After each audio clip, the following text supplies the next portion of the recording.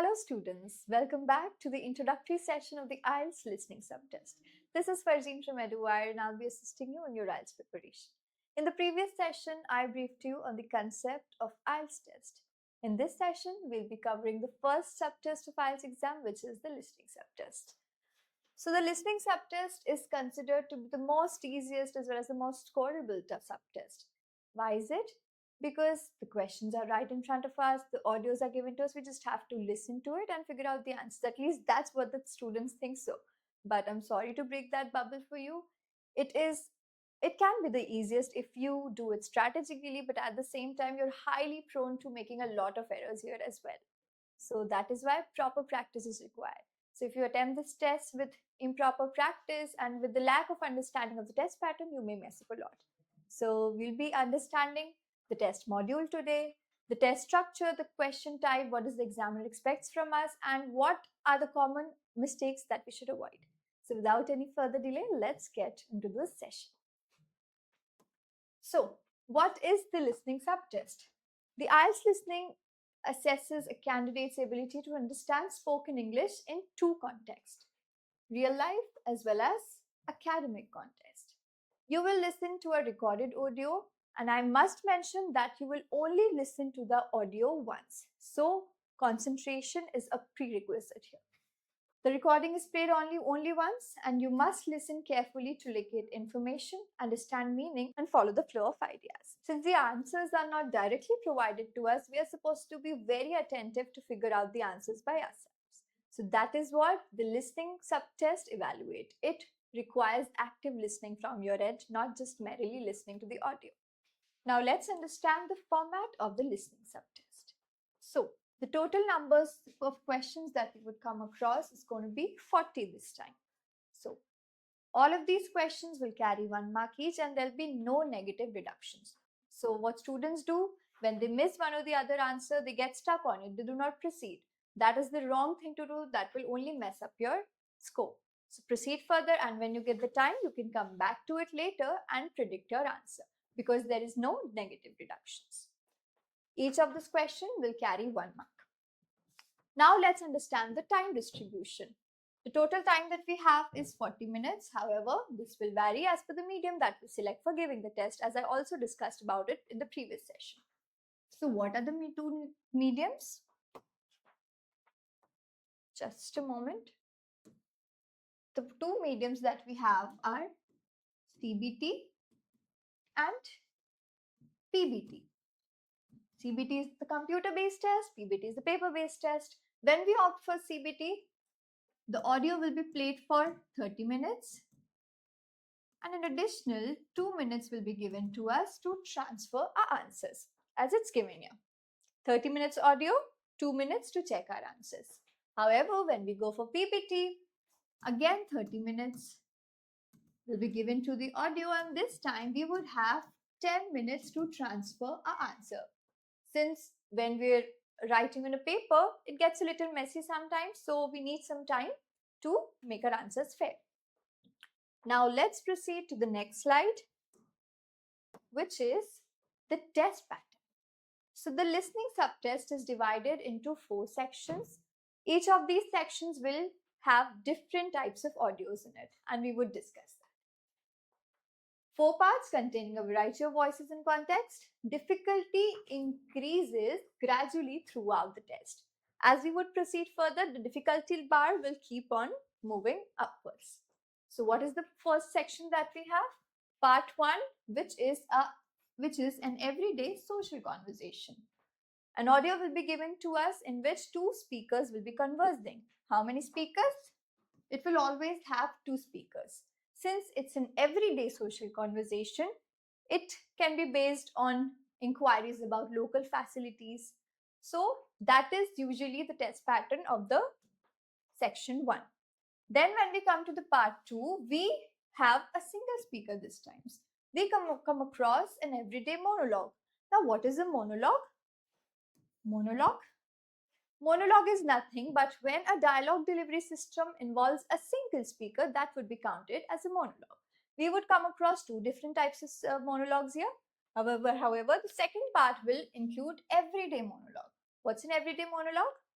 So you might get to hear a list of instructions that are provided to you, or maybe an audio of certain announcements that are being made.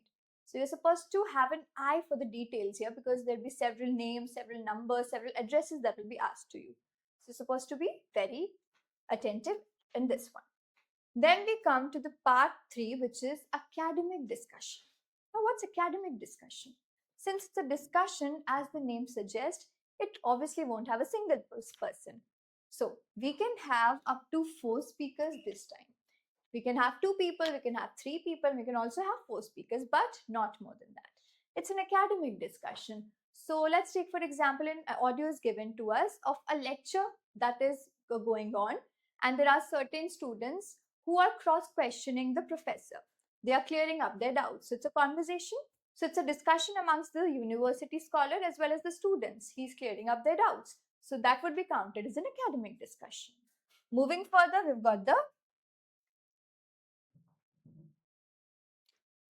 When we move further, we have got the part 4, which is the academic lecture. Again, as I mentioned earlier, we would come across 2 different kinds of monologues. This was the first part.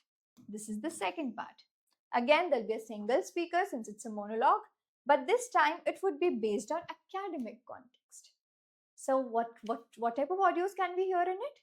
Let's say a lecture of a professor is given to us. We're supposed to listen to that audio and figure out the answer.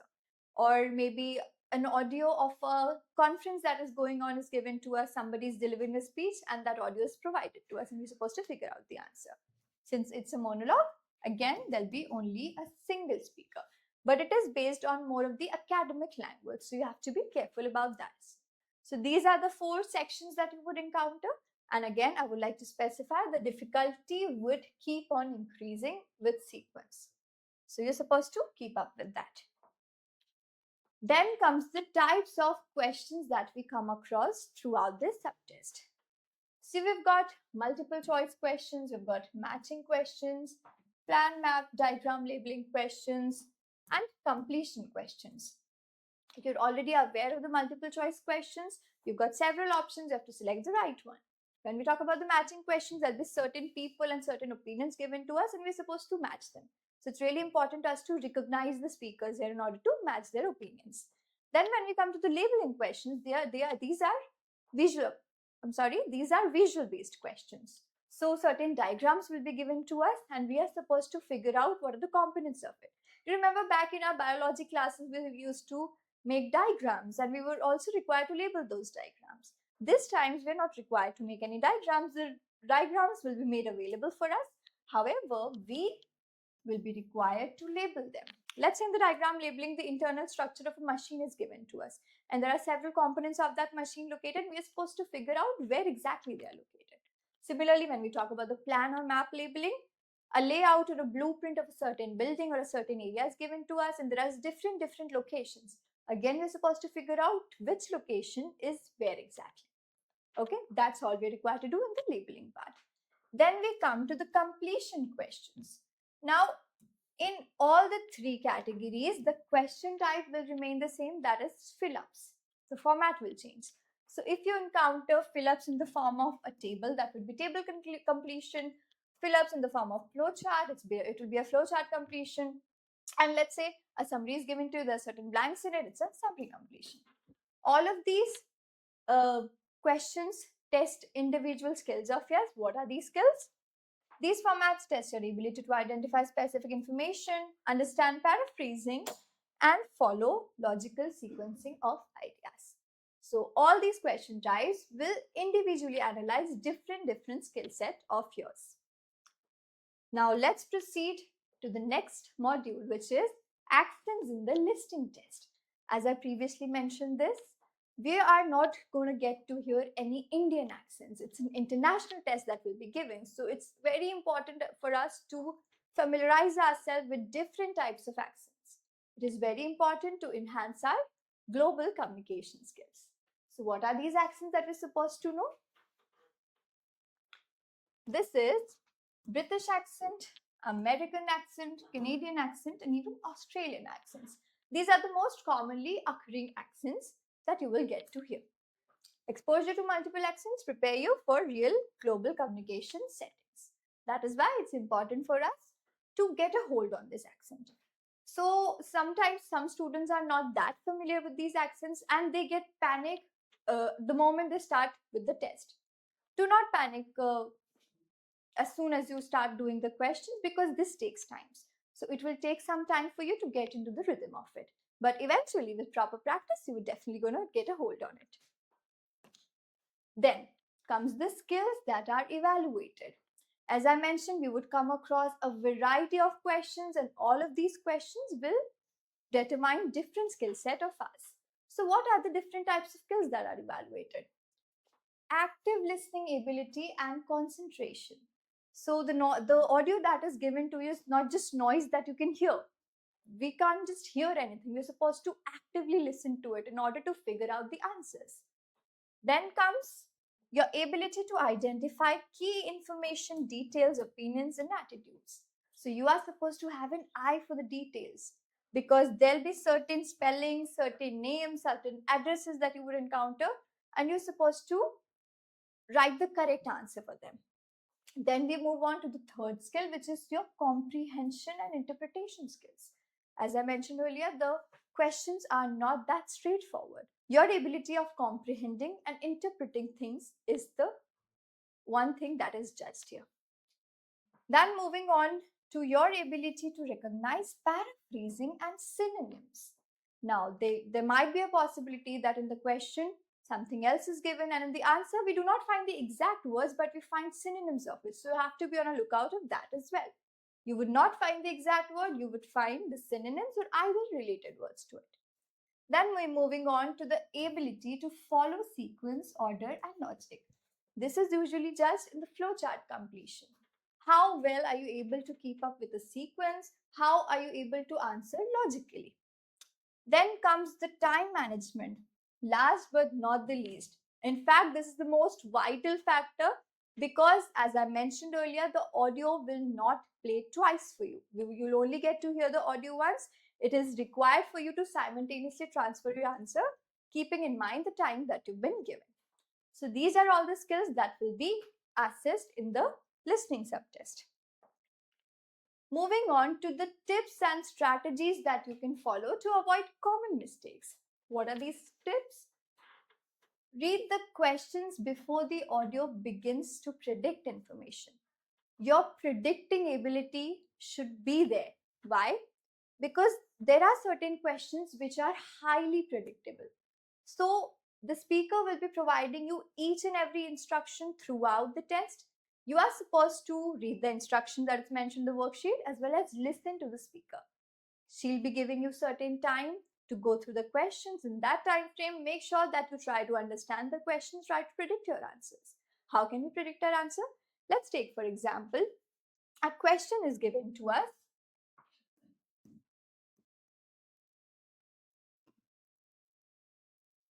Charges of booking the hotel suite is dash. We can easily predict this answer if we look at the question closely. What are they asking for? The charges. So it is definitely going to be a number, right? It can't be a word, so it's going to be a number. So that is how you can predict your answers. Moving on to the keywords. Listen for keywords, synonyms, and the tone shifts. Why tone shifts? Because there's one trap that the speaker really likes to give to the students, and that is they contradict their statement. They give you certain statements and they self-correct. In the coming statement, they would self-correct, they would contradict that information. That should give you an idea that the answer that was previously stuck to wasn't that, and they changed the answer. There'll be certain tone shifting, and you have to keep that in mind as well. Now, focus continuously the audio plays once. You cannot afford to get distracted here, because if you do so, you're likely to lose one or the other answers. And when we lose one answer, we panic, and it is really difficult for us to refocus. That is why careful attention is important. Then, Coming to do not panic if you miss one answer, quickly refocus. Something that I just mentioned. Then be careful with spellings, units, and numbers. So in the instruction section, there'll be everything mentioned to you, whether or not you're supposed to give your answer in numbers or words, if words, how many words. All of the instructions will be provided to you. Just go through that and answer accordingly. So if you're writing any spelling, be careful of the right spelling, because sometimes students lose marks even if their answer is correct, but they wrote the wrong spelling. So you're supposed to be careful about this one as well. Then use elimination when confused between options. You're supposed to use elimination tactic, especially in the multiple choice question. There'll be several questions given to us. So instead of just picking out the right one, try eliminating the wrong ones first, and whichever one will end up with, that will be your right answer. Moving on to write short and clear answers, avoid unnecessary words. Whatever instructions are given to you, pertain to those instructions, follow that instructions. Do not add any words from your end.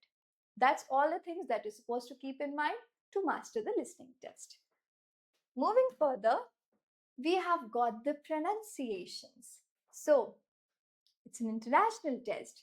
As I mentioned, there'll be several accents that you would come across. So sometimes there is a possibility that you're not able to figure out certain pronunciation of words. So at that time, you're supposed to be very attentive.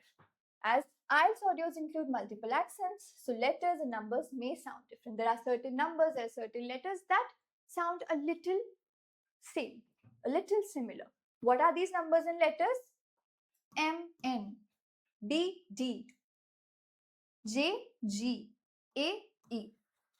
It may not sound that similar while I'm speaking it, but I'm speaking it in the Indian accent. But when you hear different types of accents, it is really difficult to differentiate. Why? Because the audio is really at a high pace. And then there are certain numbers, 13, 30, 14, 40, 15, 50. Right now you can recognize the N sound, 13, 30. But when the audio is going on way too quickly, you're not able to differentiate in that as well. So, many part 1 answers involve names, emails, addresses, and numbers, so speakers often spell them out. So, if you come across a very complicated spelling and you're not able to figure it out, so do not do it by yourself. Do not try to figure it out by yourself, because the speaker will spell that for you. So, if you come across a very difficult word, it can be a name, it can be an address, it can be anything for that matter. So, if you're not able to figure that out, just stay calm, stay composed, because in the coming seconds, the speaker will spell that out for you. Okay? Then, regular practice with spelling, numbers, and basic details in different accents improve accuracy. So, with regular practice, you can definitely get a strong hold in all of these, be the pronunciations, be the accents. So, really don't have to worry about it if you are practicing regularly. So, these were the pronunciation. So, this brings us to the end of the session. Now, there are certain heads up that I would like to give you. Now, whenever we write the time, so right now it's 1:30. So how do we write the time?